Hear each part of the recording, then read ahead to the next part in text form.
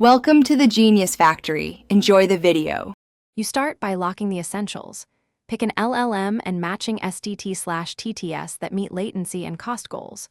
Once chosen, define conversation specs, intents, slots, sample utterances, and failure paths so the model knows expected behavior.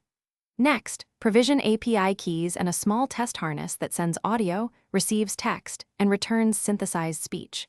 Make sure to log requests and responses from the beginning so you can iterate quickly. This early telemetry prevents wasted work later. Now build the runtime. Integrate streaming SDT to capture partial transcripts and use confidence thresholds to decide when to stop listening. Simultaneously craft prompt engineering, system instructions, recent turn memory, and token budgets to keep replies focused. Once done, implement a response handler that applies safety filters, formats output for TTS, and enforces hold music or short chimes during thinking. Also make sure the audio pipeline handles interruptions and can cancel in-flight to finish, stress test, and optimize.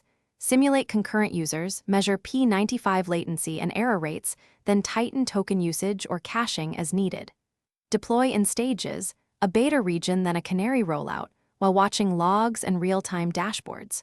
Once live, enable structured recordings of audio and transcripts for failing sessions so you can replay exact interactions.